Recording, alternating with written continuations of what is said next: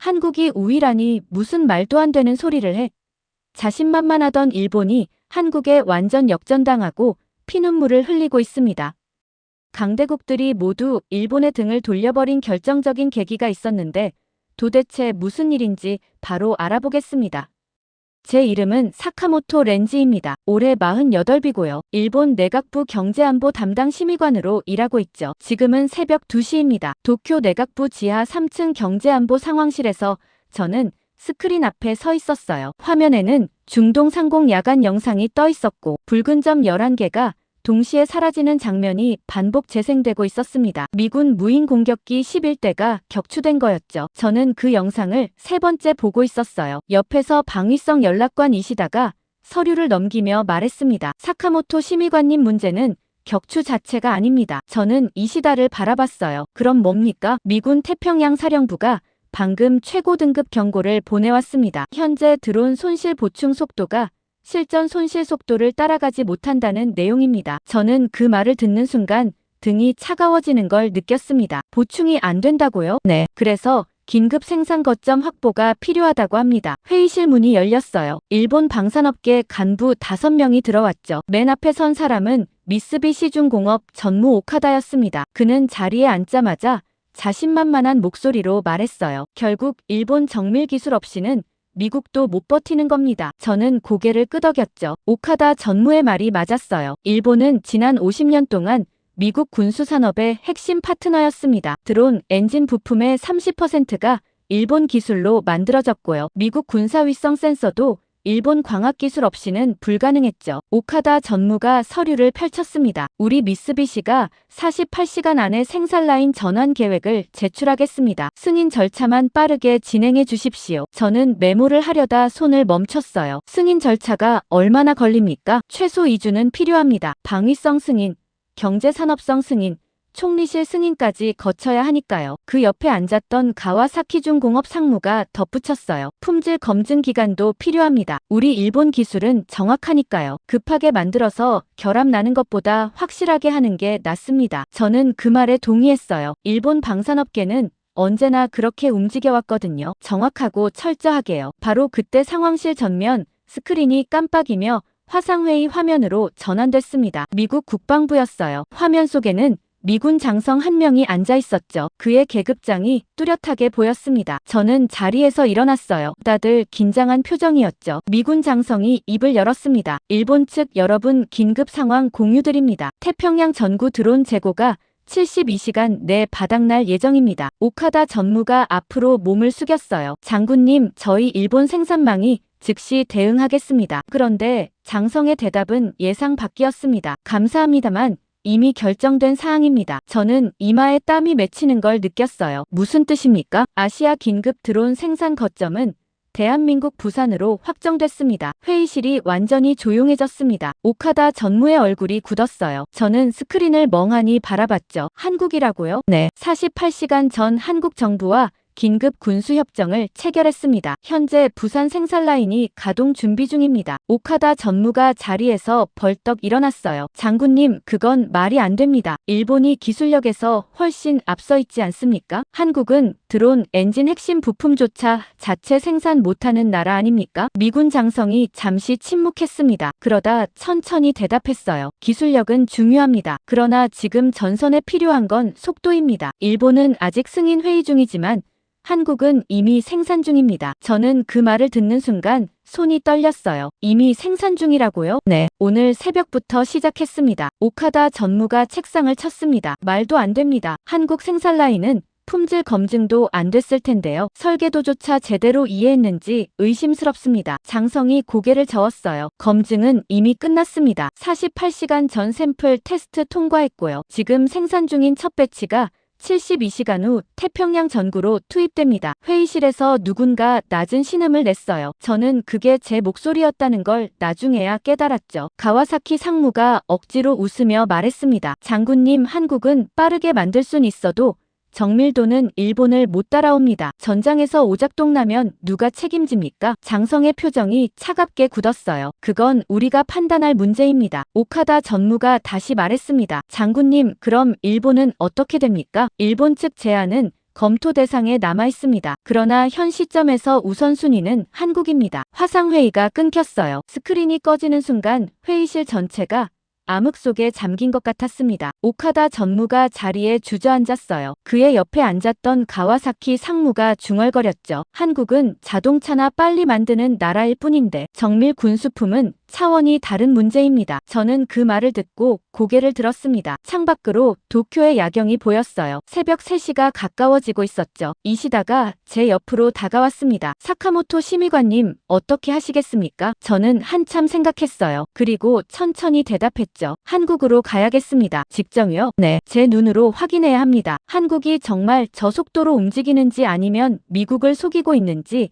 확인해야 해요. 바로 그때 상황실 보조 스크린이 켜졌어요. 실시간 위성 영상이었습니다. 부산항이 화면에 떠올랐죠. 저는 그 영상을 보고 숨이 멎는 줄 알았어요. 미군 수송선 수십 척이 이미 부산항으로 향하고 있었습니다. 오카다 전무가 스크린을 멍하니 바라보며 말했어요. 저것들이 전부 한국으로 가는 겁니까? 이시다가 서류를 확인하고 대답했습니다. 네, 미군 태평양 함대 긴급 수송작전입니다. 72시간 내 부산항 도착 예정이라고 합니다. 저는 그 장면을 보며 처음으로 확신이 흔들리는 걸 느꼈어요. 일본이 회의실에서 승인 절차를 논하는 동안 한국은 이미 바다를 움직이고 있었습니다. 사흘 뒤 저는 부산 김해공항에 내렸습니다. 극비 신분이었어요. 일본 정부 공식 방문이 아니라 민간 신분으로 입국했죠. 공항 밖으로 나오는 순간 저는 뭔가 이상하다는 걸 느꼈습니다. 공항 주차장에 군용 차량이 3대나 서 있었어요. 민간 공항인데 말이죠. 택시를 잡으려는데 운전기사가 저를 보더니 고개를 저었습니다. 손님, 지금 항만 쪽은 못 갑니다. 통제 들어갔어요. 저는 그 말을 듣고 가방을 꽉 쥐었어요. 통제요? 네. 사흘 전부터요. 군사 물자 수송 때문에 민간 차량 진입이 제한됐답니다. 저는 핸드폰을 꺼내 이시다에게 연락했습니다. 몇 번의 신호음 끝에 그가 받았어요. 사카모토 심의관님, 무사히 도착하셨습니까? 도착은 했는데 항만 통제가 걸려 있습니다. 이게 정말입니까? 이시다가 잠시 침묵했어요. 그러다 낮은 목소리로 대답했죠. 네, 저희 정보국에서도 확인했습니다. 부산 전역이 준전시 체제로 전환됐다고 합니다. 저는 주변을 둘러봤어요. 공항은 평범해 보였습니다. 여행객들이 캐리어를 끌고 다녔고 카페에서는 커피 냄새가 났죠. 그런데 이상하게도 공항 밖 도로에서는 대형 트럭들이 끝없이 이동하고 있었어요. 새벽 5시인데도요. 이시다, 지금 일본 생산 라인은 어떻게 됐습니까? 아직 승인 1단계 심사 중입니다. 방위성에서 서류 보완을 요구했다고 합니다. 저는 한숨을 내쉬었어요. 한국은 이미 생산 중인데 일본은 아직 서류를 돌리고 있다는 게 믿기지 않았거든요. 그때 제 옆으로 한 남자가 다가왔습니다. 50대 초반으로 보이는 한국인이었어요. 깔끔한 정장 차림이었지만 얼굴에 피로가 가득했죠. 사카모토 심의관님이십니까? 저는 놀라서 한 걸음 물러섰어요. 누구십니까? 미군 태평양 사령부 연락장교 김대위입니다. 안내 나왔습니다. 그가 신분증을 보여줬어요. 미군 소속이 맞았습니다. 저는 그를 따라 주차장으로 향했죠. 검은색 SUV가 대기하고 있었어요. 차에 오르자 김대위가 운전을 시작했습니다. 어디로 가는 겁니까? 생산 현장입니다. 미군 측에서 심의관님께 직접 보여드리라고 지시했습니다. 저는 창밖을 바라봤어요. 부산 시내로 들어서는데 거리 분위기가 이상했습니다. 새벽인데도 도로에 차량이 가득했고 대부분이 화물차였어요. 김대위, 지금 부산이 어떻게 돌아가고 있는 겁니까? 그가 룸미러로 저를 흘끗 보더니 대답했어요. 보시면 아실 겁니다. 우리는 부산 외곽 공단지대로 접어들었습니다. 거대한 공장 건물들이 줄지어 서 있었죠. 그런데 이상한 점이 있었어요. 모든 공장에 불이 켜져 있었습니다. 새벽 5시 반인데도요. 저는 그 광경을 보며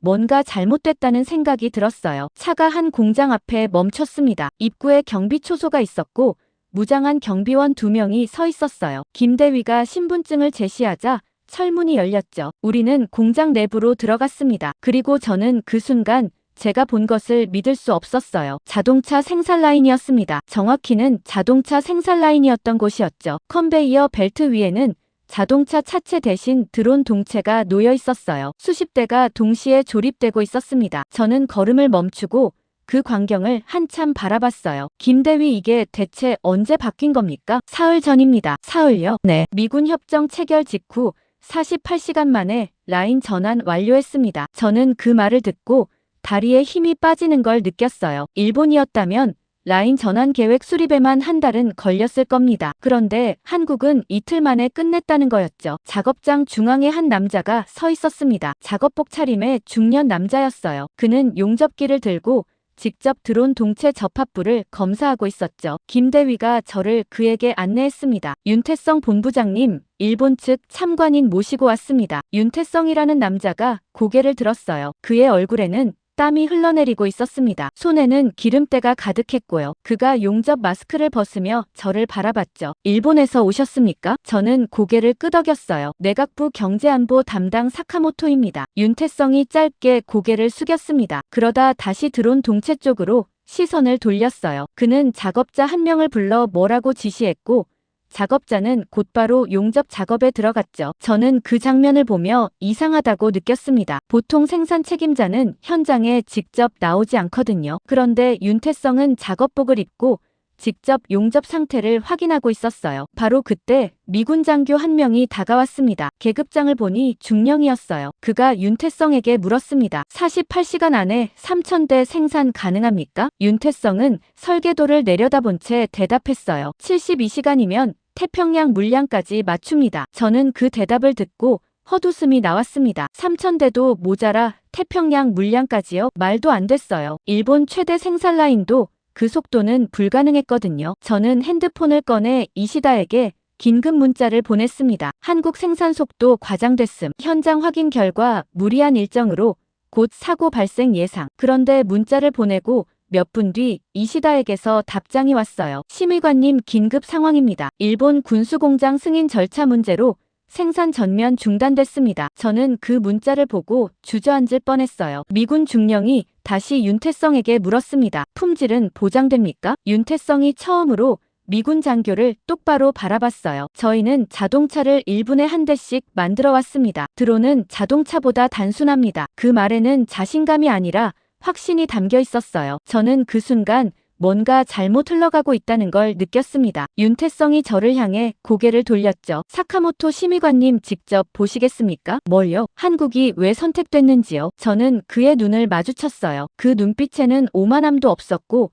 적대감도 없었습니다. 다만 담담함만 있었죠. 그리고 그 담담함이 오히려 저를 더 불안하게 만들었습니다. 윤태성은 저를 공장 안쪽으로 안내했습니다. 우리는 복도를 지나 다른 작업동으로 이동했어요. 복도 창문 밖으로 부산항이 보였죠. 새벽 햇살을 받은 바다 위에 화물선들이 줄지어 정박해 있었습니다. 윤태성이 걸으면서 말했어요. 사카모토 심의관님은 한국을 어떻게 보고 계십니까? 저는 그 질문에 잠시 망설였습니다. 솔직하게 말씀드리면 한국이 이 속도를 유지할 수 있을지 의문입니다. 윤태성이 고개를 끄덕였어요. 당연한 의문입니다. 우리는 울산으로 가는 차에 올랐습니다. 김대위가 운전석에 앉았고 윤태성과 저는 뒷좌석에 나란히 앉았죠. 차가 출발하자 윤태성이 창밖을 바라보며 말했습니다. 지금부터 보실 곳은 전기차 배터리 공장입니다. 원래는요? 저는 그 말에 고개를 돌렸어요. 원래는요? 지금은 군용 전력팩 생산 라인으로 바뀌었습니다. 또요? 네. 사흘 전부터요. 저는 창밖을 바라봤습니다. 고속도로 옆으로 거대한 공장들이 끝없이 이어졌어요. 현대자동차,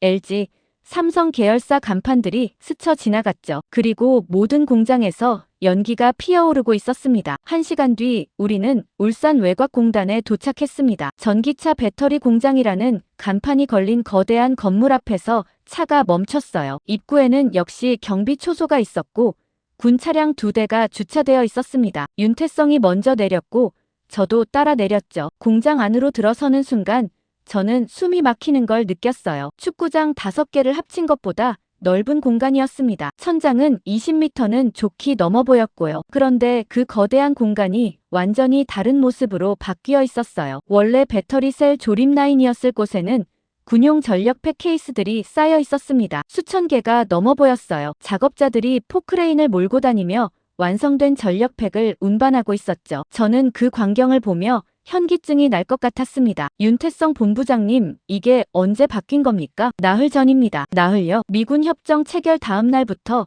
전환 작업에 들어갔습니다. 72시간 만에 라인 재배치 끝났고요. 저는 그 말을 듣고 벽에 기댈 수밖에 없었어요. 일본이었다면 라인 전환 환경 영향 평가부터 시작해서 최소 6개월은 걸렸을 겁니다. 안전 검토, 노조 협의, 지자체 승인까지 거쳐야 하니까요. 그런데 한국은 나흘 만에 끝냈다는 거였죠. 윤태성이 저를 작업장 중앙으로 안내했습니다. 거기에는 대형 모니터가 설치되어 있었어요. 화면에는 실시간 생산 현황이 떠 있었죠. 시간당 생산량 850개라는 숫자가 깜빡이고 있었습니다. 저는 그 숫자를 보고 고개를 저었어요. 불가능합니다. 이 속도는 불가능해요. 윤태성이 저를 바라봤습니다. 왜 불가능하다고 생각하십니까? 품질 검사 시간이 부족합니다. 이 속도로 만들면 결합률이 20%는 넘을 겁니다. 윤태성이 모니터 옆 다른 화면을 가리켰어요. 거기에는 결합률 통계가 떠 있었습니다. 1.2%라는 숫자가 보였죠. 저는 그 숫자를 믿을 수 없었어요. 이건 조작된 거 아닙니까? 윤태성이 처음으로 표정이 굳었습니다. 직접 확인해 보시겠습니까? 그는 저를 검사실로 데려갔어요. 유리창 너머로 보이는 방 안에서는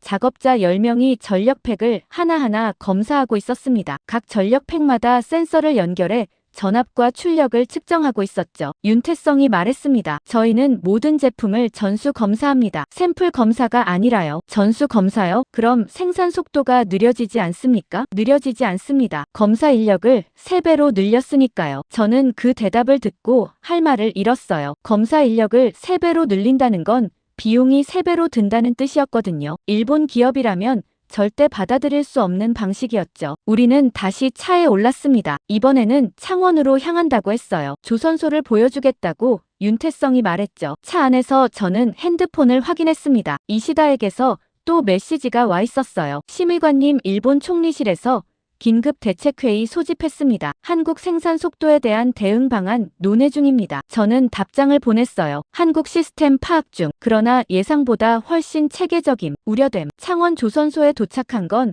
오후 2시였습니다. 거대한 도크 입구에서 차가 멈췄어요. 윤태성이 먼저 내렸고 저도 따라 내렸죠. 도크 안으로 들어서는 순간 저는 또 한 번 충격을 받았습니다. 원래 대형 화물선을 건조하던 도크였을 겁니다. 그런데 지금은 무인 수송선 여러 척이 동시에 개조 작업 중이었어요. 작업자들이 선체에 군용 통신 장비를 설치하고 있었고 용접 불꽃이 사방에서 튀고 있었죠. 윤태성 본부장님, 조선소까지 군수 생산에 투입된 겁니까? 네. 미군 측에서 무인 수송선 긴급 증강을 요청했습니다. 저는 도크를 천천히 걸어다니며 주변을 살폈어요. 그런데 이상한 점을 발견했습니다. 작업 현장마다 군 장교가 아니라 민간 기술자들이 지휘하고 있었어요. 작업복에 회사 이름이 적혀 있었죠. 현대중공업, 삼성중공업, 한화방산. 저는 윤태성에게 물었습니다. 군은 어디 있습니까? 윤태성이 저를 바라봤어요. 군은 물류와 보안만 담당합니다. 생산은 민간이 합니다. 민간이요? 네. 저희가 더 빠르니까요. 저는 그 대답을 듣고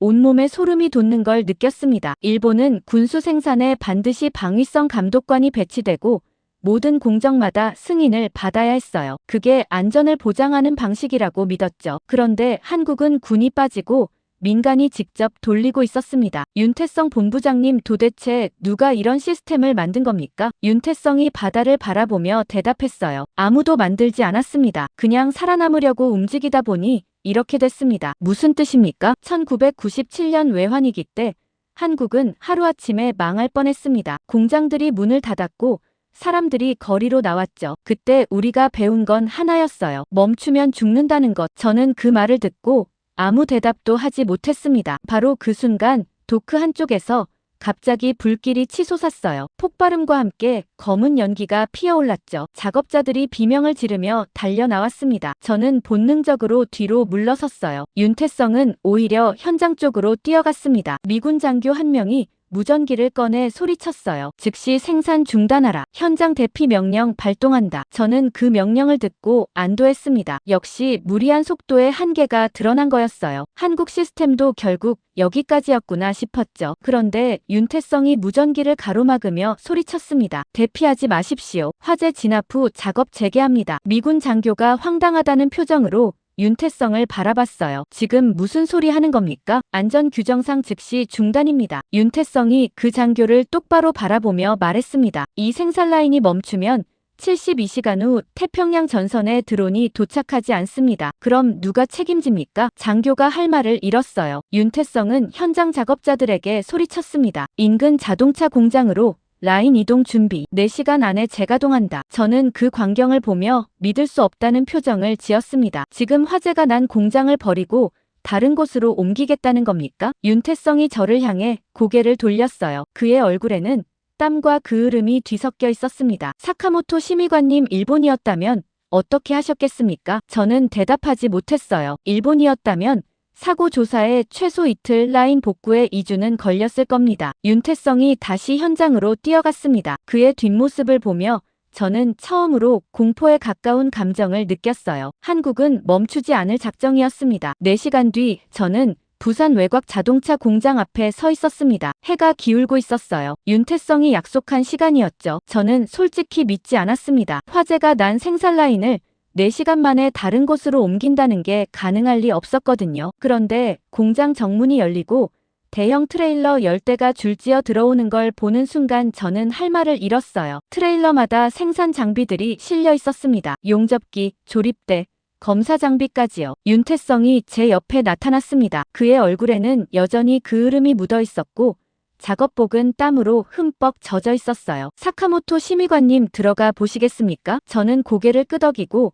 그를 따라 공장 안으로 들어갔습니다. 안에서는 수백 명의 작업자들이 장비를 설치하고 있었어요. 원래 자동차 셰시를 조립하던 라인이었을 겁니다. 그런데 지금은 그 라인 옆에 임시 작업대들이 빠르게 세워지고 있었죠. 윤태성이 현장 책임자에게 다가가 뭔가 지시했습니다. 책임자가 고개를 끄덕이고는 작업자들에게 소리쳤어요. 2번 라인 전력 연결 완료. 3번 라인 용접기 배치 시작. 저는 그 광경을 보며 다리에 힘이 빠지는 걸 느꼈습니다. 정말로 4시간 만에 생산 라인을 옮기고 있었어요. 일본이었다면 장비 이동 계획 수립에만 일주일은 걸렸을 겁니다. 안전 검토, 전력 용량 확인, 작업자 재배치 교육까지 거치면 최소 2주였죠. 그런데 한국은 지금 제 눈앞에서 반나절 만에 끝내고 있었습니다. 윤태성 본부장님, 이게 정말 가능한 겁니까? 윤태성이 저를 바라봤어요. 가능하지 않으면 하지 않습니다. 2시간 뒤 첫 번째 드론 동체가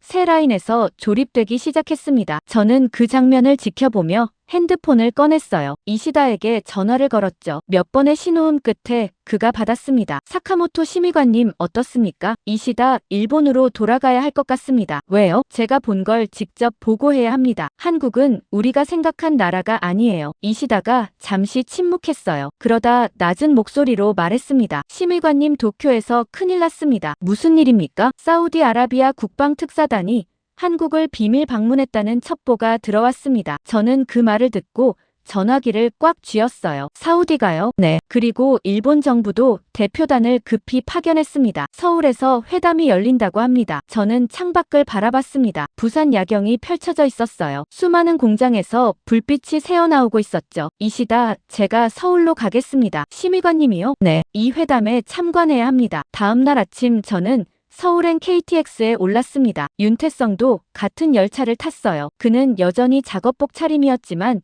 이번에는 깨끗하게 빨래한 옷이었죠. 열차 안에서 그가 저에게 말했습니다. 사카모토 심의관님, 오늘 회담에서 뭘 기대하십니까? 저는 솔직하게 대답했어요. 일본이 사우디와 관계를 되찾을 수 있기를 바랍니다. 윤태성이 고개를 끄덕였습니다. 일본과 사우디는 오래 함께 일했죠. 50년입니다. 일본은 중동 최대 군수 파트너였어요. 그런데 지금은요? 저는 대답하지 못했어요. 서울 용산 국방부 회의실에 도착한 건 오후 1시였습니다. 회의실 입구에는 경호원들이 줄지어 서 있었어요. 저는 신분증을 제시하고 안으로 들어갔죠. 회의실 안에는 이미 여러 사람들이 앉아 있었습니다. 한쪽에는 사우디 국방부 관계자들이 앉아 있었고 다른 쪽에는 일본 대표단이 자리하고 있었어요. 일본 측 수석 대표는 방위성 차관 나카무라였습니다. 그는 저를 보더니 눈으로 인사를 건넸죠. 저는 뒷자리에 조용히 앉았습니다. 회담이 시작됐어요. 나카무라 차관이 먼저 입을 열었습니다. 사우디 측 여러분, 일본은 지난 50년간 귀국과 긴밀한 군수 협력 관계를 유지해 왔습니다. 이번 위기 상황에서도 일본이 최선의 파트너가 될 것입니다. 사우디 특사가 고개를 끄덕였어요. 그러나 그의 표정은 무덤덤했습니다. 일본의 제안을 듣고 싶습니다. 나카무라 차관이 서류를 펼쳤어요. 일본은 드론 엔진 핵심 부품 공급과 기술 이전을 제한합니다. 6개월 내 사우디 현지 조립 라인 구축도 가능합니다. 사우디 특사가 잠시 생각하더니 말했습니다. 6개월은 너무 깁니다. 나카무라 차관의 얼굴이 굳었어요. 그럼 어느 정도를 원하십니까? 한국은 3개월을 제시했습니다. 회의실이 조용해졌습니다. 나카무라 차관이 황급히 말했죠. 3개월은 불가능합니다. 품질을 보장할 수 없어요. 사우디 특사가 고개를 저었습니다. 한국은 가능하다고 했습니다. 그리고 단순 조립이 아니라 엔진 생산까지 현지화하겠다고 제안했습니다. 저는 그 말을 듣고 의자를 꽉 붙잡았어요. 엔진 생산 현지화라는 건 핵심 기술 전체를 넘기겠다는 뜻이었거든요. 일본이 절대 할 수 없는 제안이었죠. 나카무라 차관이 목소리를 높였습니다. 특사님, 기술 이전에는 신중해야 합니다. 검증되지 않은 기술을 넘기면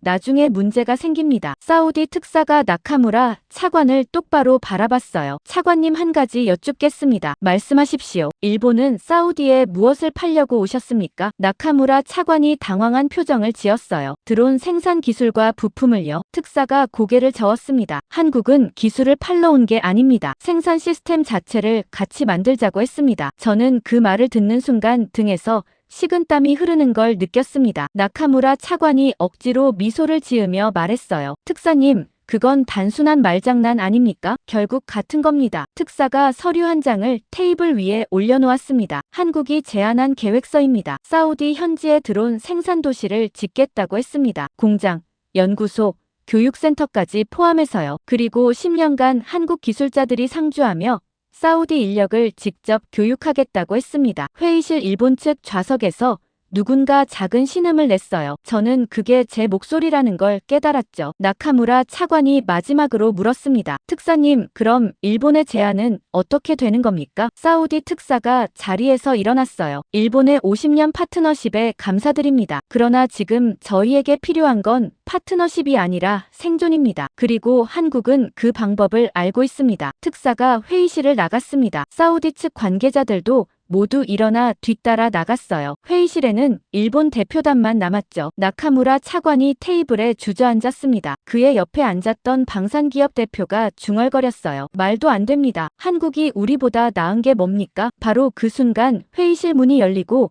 미군 장교 한 명이 들어왔습니다. 계급장을 보니 준장이었어요. 그가 차분한 목소리로 말했습니다. 일본 측 여러분께 공식 통보드립니다. 미국 국방부는 태평양 전구 군수 유지의 핵심을 한국 생산망으로 확정했습니다. 나카무라 차관이 고개를 들었어요. 그럼 일본은요? 일본은 보조 공급망으로 분류됩니다. 저는 그 말을 듣고 눈을 감았습니다. 50년 파트너에서 보조 공급망으로 격화된 거였어요. 미군 장교가 회의실을 나갔습니다. 저는 창밖을 바라봤죠. 서울 하늘이 흐렸어요. 나카무라 차관이 저를 향해 물었습니다. 사카모토 심의관, 한국에서 뭘 봤습니까? 저는 천천히 대답했어요. 일본이 기술을 지키는 동안 한국은 세상을 연결하는 법을 배웠습니다. 서울 회담이 끝나고 이틀 뒤 저는 도쿄로 돌아왔습니다. 하네다 공항에 내리자마자 이시다가 저를 맞이했어요. 그의 얼굴에는 피로가 가득했죠. 사카모토 심의관님, 바로 총리관저로 가셔야 합니다. 긴급회의가 소집됐습니다. 저는 고개를 끄덕이고 그를 따라 차에 올랐습니다. 차 안에서 이시다가 태블릿을 건네줬어요. 화면에는 일본 언론 기사들이 떠 있었죠. 한국 군수체계 세계 뉴스 톱뉴스라는 제목이 보였습니다. 저는 기사를 읽기 시작했어요. 유럽 각국이 한국과 군수 협력 협정 체결을 검토 중이라는 내용이었죠. 독일, 프랑스, 영국까지요. 이시다가 말했습니다. 심의관님, 일본 내부가 완전히 둘로 갈라졌습니다. 어떻게요? 젊은 관료들과 일부 기업은 한국 시스템을 연구하자고 합니다. 그런데 방산 카르텔과 정치권 원로들은 한국을 인정하지 않으려 합니다. 저는 창밖을 바라봤어요. 도쿄 거리가 평온해 보였습니다. 그러나 그 평온함이 오히려 불안하게 느껴졌죠. 총리관저 지하 회의실에 도착했을 때는 저녁 7시였습니다. 회의실 안에는 이미 20명이 넘는 사람들이 앉아 있었어요. 총리 기시다가 상석에 앉아 있었고 그 옆에 방위 대신과 경제산업 대신이 자리하고 있었죠. 오카다 전무를 비롯한 방산기업 회장들도 보였습니다. 저는 지정된 자리에 앉았어요. 기시다 총리가 회의를 시작했습니다. 사카모토 심의관, 한국 현장 조사 결과를 보고해 주십시오. 저는 자리에서 일어나 준비한 자료를 스크린에 띄웠습니다. 부산과 울산 공장 사진들이 나타났죠. 총리님, 그리고 강요 여러분, 한국의 전시 생산 체계는 저희 예상을 훨씬 뛰어넘습니다. 오카다 전무가 코웃음을 쳤어요. 심의관님, 그건 과장 아닙니까? 한국은 속도만 빠를 뿐 품질은 형편없을 겁니다. 저는 그를 바라봤습니다. 오카다 전무님, 품질 검사 결과를 보셨습니까? 미군 테스트 통과율이 98% 이상입니다. 회의실이 조용해졌어요. 방위 대신이 앞으로 몸을 숙이며 물었습니다. 심의관, 그럼 일본은 어떻게 대응해야 한다고 보십니까? 저는 잠시 숨을 고르고 대답했어요. 지금 일본이 한국에 밀리는 건 기술 때문이 아닙니다. 결정 속도 때문입니다. 한국은 승인 회의를 하는 동안 이미 생산을 시작합니다. 오카다 전무가 자리에서 벌떡 일어났습니다. 그건 무책임한 겁니다. 안전 검토도 없이 생산하면 나중에 대형 사고가 납니다. 저는 고개를 저었어요. 한국도 안전 검토를 합니다. 다만 검토와 생산을 동시에 진행할 뿐입니다. 가와사키 상무가 비웃으며 말했죠. 그럼 사고 나면 누가 책임집니까? 바로 그 순간 회의실 문이 열렸습니다. 비서관이 급히 들어와 총리에게 종이 한 장을 건넸어요. 기시다 총리가 그 종이를 읽더니 얼굴이 굳었습니다. 방금 긴급 보고 들어왔습니다. 일본 군수공장 중 한 곳에서 드론 엔진 결함이 발생했다고 합니다. 회의실이 완전히 조용해졌어요. 오카다 전무의 얼굴이 새하얘졌죠. 총리가 계속 읽었습니다. 미군 측에서 일본산 드론 긴급 점검을 요청했고 납품이 전면 취소됐습니다. 그리고 해당 물량 전부를 한국으로 돌렸다고 합니다. 저는 의자에 깊이 앉았어요. 오카다 전무가 떨리는 목소리로 말했습니다. 그건 일시적인 결함입니다. 곧 수정할 수 있습니다. 경제산업 대신이 차갑게 대답했어요. 미군은 기다려주지 않습니다. 이미 한국이 그 물량을 받았습니다. 회의실 스크린이 갑자기 바뀌었어요. 실시간 뉴스가 떠올랐죠. CNN 속보였습니다. 미국 국방부 부산 아시아 통합 군수생산사령부 설립 검토라는 제목이 크게 보였어요. 저는 그 화면을 멍하니 바라봤습니다. 기시다 총리가 스크린을 보며 말했죠. 이게 확인된 겁니까? 이시다가 노트북을 확인하고 대답했습니다. 네, 미국 국방부 공식 발표입니다. 1시간 전에 나왔습니다. 오카다 전무가 책상을 쳤어요. 말도 안 됩니다. 부산에 사령부를 세운다고요? 그럼 일본은 어떻게 됩니까? 아무도 대답하지 않았습니다. 저는 천천히 입을 열었어요. 일본은 이미 중심에서 밀려났습니다. 오카다 전무가 저를 노려봤죠. 사카모토 심의관, 당신은 일본 편입니까? 한국 편입니까? 저는 그를 똑바로 바라봤습니다. 저는 현실 편입니다. 그리고 현실은 지금 한국이 세계 군수 흐름의 중심이 되고 있다는 겁니다. 회의실이 다시 조용해졌어요. 기시다 총리가 깊게 숨을 쉬더니 말했습니다. 사카모토 심의관, 솔직하게 물어보겠습니다. 일본이 지금부터라도 따라잡을 수 있습니까? 저는 잠시 생각했어요. 그리고 천천히 대답했죠. 따라잡는 건 불가능합니다. 다만 연결될 수는 있습니다. 무슨 뜻입니까? 한국이 만든 시스템에 일본이 참여하는 겁니다. 독자적으로 경쟁하려 하지 말고 한국 생산망의 일부가 되는 거죠. 오카다 전무가 자리를 박차고 일어났습니다. 그건 굴욕입니다. 일본이 한국 밑으로 들어가라는 겁니까? 저는 고개를 저었어요. 밑이 아닙니다. 옆입니다. 한국도 일본 기술이 필요합니다. 다만 지금처럼 위에서 내려다보는 방식으로는 안 됩니다. 가와사키 상무가 비웃었죠. 한국 생산망은 오래 못 갑니다. 곧 한계가 드러날 겁니다. 바로 그 순간 회의실 스크린에 또 다른 속보가 떴습니다. 부산항 실시간 영상이었어요. 미군 수송선 수십 척이 정박해 있었고 크레인들이 쉬지 않고 컨테이너를 싣고 있었죠. 화면 하단에 자막이 흘러갔습니다. 한국 생산 드론 2000대 태평양 전국 긴급 수송 중. 저는 그 장면을 보며 조용히 말했어요. 한계가 드러나는 건 한국이 아니라 일본입니다. 우리가 아직도 한국을 아래로 보고 있는 동안 세계는 이미 한국을 중심으로 움직이기 시작했습니다. 기시다 총리가 의자에 깊이 기댔습니다. 그의 얼굴에는 깊은 피로가 서려 있었어요. 회의실 안다른 사람들도 스크린을 멍하니 바라보고 있었죠. 아무도 말하지 않았지만 모두가 느끼고 있었습니다. 일본이 50년 동안 지켜온 자리가 무너지고 있다는 걸요. 회의가 끝나고 저는 복도로 나왔습니다. 창밖으로 도쿄 야경이 보였어요. 수많은 불빛이 반짝이고 있었지만 그 불빛들이 점점 희미해지는 것 같았습니다. 이시다가 제 옆으로 다가왔어요. 심의관님, 방산 기업들이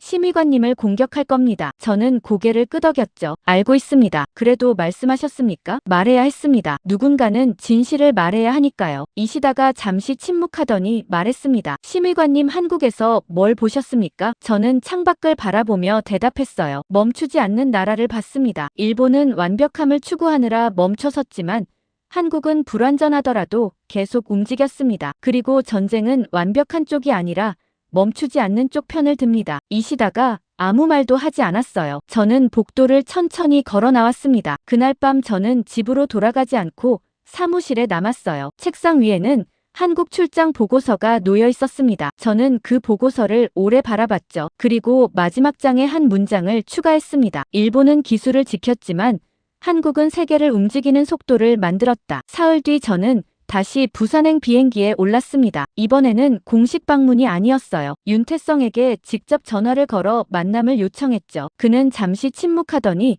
부산항 국가군수통제센터로 오라고 했습니다. 김해공항에 내려 택시를 잡았어요. 기사에게 부산항으로 가달라고 했죠. 차가 항만 쪽으로 향하는 동안 저는 창밖을 바라봤습니다. 도로 양쪽으로 군용 차량들이 끝없이 이동하고 있었어요. 사흘 전보다 더 많아진 것 같았죠. 국가군수통제센터는 부산항 중앙에 위치한 5층 건물이었습니다. 입구에서 신분 확인을 마치고 안으로 들어갔어요. 1층 로비에는 대형 전광판이 설치되어 있었죠. 화면에는 실시간 생산 현황이 떠 있었습니다. 부산 드론 생산 3,200대, 울산 전력팩 8,500개, 창원 무인 수송선 12척이라는 숫자들이 깜빡이고 있었어요. 저는 그 숫자들을 보며 한숨을 내쉬었습니다. 엘리베이터를 타고 5층으로 올라갔어요. 복도 끝 회의실에서 윤태성이 저를 기다리고 있었죠. 그는 여전히 작업복 차림이었지만 이번에는 얼굴에 피로가 짙게 드리워져 있었습니다. 사카모토 심의관님 오셨습니까? 저는 고개를 숙여 인사했어요. 윤 본부장님 바쁘신데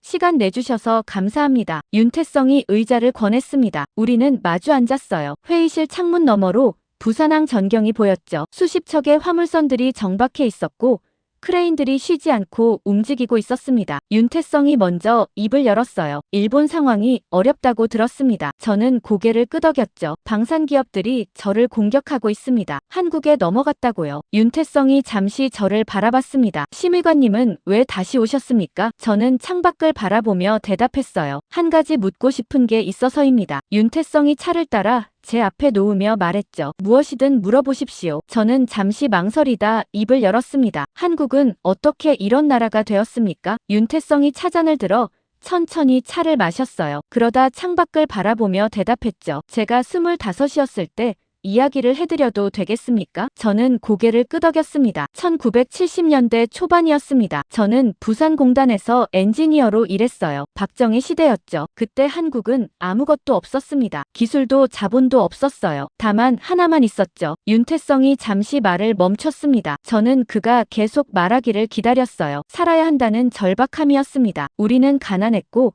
언제 전쟁이 다시 날지 몰랐어요. 그래서 멈추면 안 됐습니다. 밤낮 없이 공장을 돌렸죠. 저는 그 이야기를 조용히 듣고 있었습니다. 윤태성이 계속 말했어요. 1997년 외환위기 때 저는 공장장이었습니다. 정부에서 공장 폐쇄 명령이 내려왔어요. 그런데 저는 작업자들을 모아놓고 말했죠. 우리가 멈추는 순간 이 나라 전체가 멈춘다고요. 그래서 우리는 버텼습니다. 몇 달씩 월급도 못 받으면서 현장을 지켰어요. 저는 윤태성의 눈을 바라봤습니다. 그의 눈빛에는 자랑도 없었고 원망도 없었어요. 다만 담담함만 있었죠. 사카모토 심의관님, 한국은 잘 살아서 움직이는 나라가 아닙니다. 멈추면 죽는다는 걸 너무 잘 알아서 움직이는 나라입니다. 저는 그 말을 듣고 한참 동안 아무 말도 하지 못했습니다. 바로 그 순간 회의실 전등이 꺼졌어요. 창밖을 보니 부산항 전체가 암흑에 잠겨 있었습니다. 정전이었죠. 윤태성이 자리에서 벌떡 일어났습니다. 그가 무전기를 꺼내 소리쳤어요. 상황 보고하라. 무전기 너머로 급박한 목소리가 들려왔습니다. 본부장님, 부산 외곽 변전소 폭발했습니다. 항만 전력 50% 차단됐습니다. 윤태성의 얼굴이 굳었어요. 생산라인 상황은 절반이 멈췄습니다. 자동 시스템도 다운됐습니다. 저는 그 대화를 들으며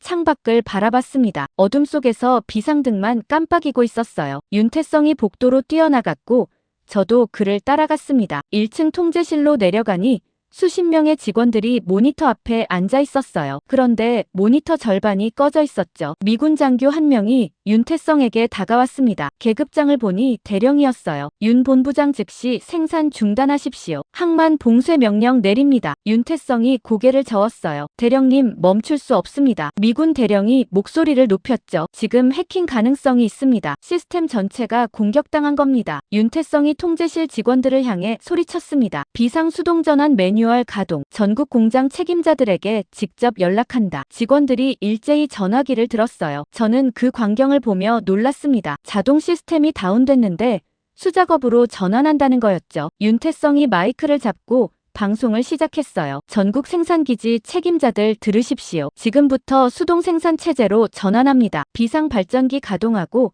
손전등 준비하십시오. 미군 대령이 황당하다는 표정으로 말했죠. 수작업으로 생산을 유지하겠다는 겁니까? 말도 안 됩니다. 윤태성이 그를 똑바로 바라봤어요. 대령님, 한국 작업자들은 원래 손으로 버티던 사람들입니다. 기계가 없어도 우리는 만들 수 있습니다. 저는 그 말을 듣고 소름이 돋았습니다. 통제실 모니터에 하나둘씩 화면이 다시 켜지기 시작했어요. 부산 공장에서 비상 발전기가 가동됐다는 신호였죠. 윤태성이 무전기로 지시를 내렸습니다. 부산 1공장 수동 생산 시작. 작업자들 헤드랜턴 착용하고 컨베이어 수동 작동 준비. 화면 속에서 작업자들이 머리에 손전등을 묶고 생산 라인으로 들어가는 모습이 보였어요. 어둠 속에서 수백 개의 불빛이 움직이고 있었죠. 미군 대령이 그 장면을 멍하니 바라봤습니다. 저도 말을 잃었어요. 시간이 흘렀습니다. 새벽 3시가 됐을 때 윤태성은 여전히 통제실에서 지휘하고 있었어요. 저도 한쪽 구석에 앉아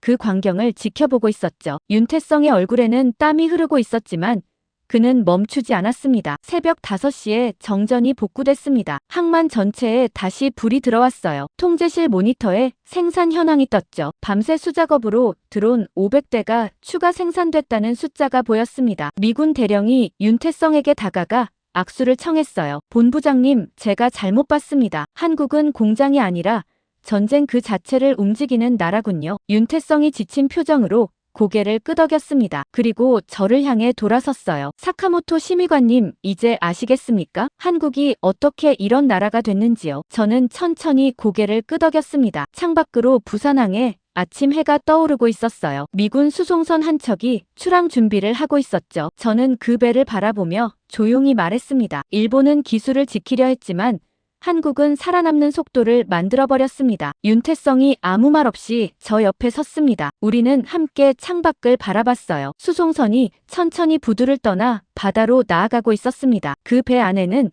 밤새 한국 작업자들이 손으로 만든 드론들이 실려 있었죠. 저는 그 순간 확신했습니다. 세계는 이제 일본이 아니라 한국이 멈추지 않기를 바라고 있다는 걸요. 부산에서 돌아온 다음 날 저는 도쿄 내각부 경제안보 상황실에 홀로 남아 있었습니다. 새벽 2시였어요. 책상 위에는 제가 작성한 최종 보고서가 놓여 있었죠. 거대한 세계 군수망 지도가 벽면 스크린에 떠 있었습니다. 태평양 전구 보급 노드 중심에는 부산이라는 글자가 붉게 빛나고 있었어요. 그 아래 미군 전력 유지율 대한민국 생산망 의존 68%라는 문구가 깜빡이고 있었죠. 저는 그 숫자를 한참 바라봤습니다. 일주일 전만 해도 그 자리에는 토쿄가 있었어요. 그런데 지금은 완전히 바뀌어 있었죠. 문이 열리고 이시다가 들어왔습니다. 그의 손에는 태블릿이 들려 있었어요. 사카모토 심의관님, 아직도 안 주무셨습니까? 저는 고개를 저었죠. 잠이 안 옵니다. 이시다가 제 옆에 앉았어요. 그가 태블릿을 켜서 제게 보여줬습니다. 화면에는 뉴스 속보가 떠 있었죠. 미국 부산 아시아 통합 군수생산사령부 공식 출범이라는 제목이 큰 글씨로 보였어요. 저는 그 기사를 읽기 시작했습니다. 기사 내용에 따르면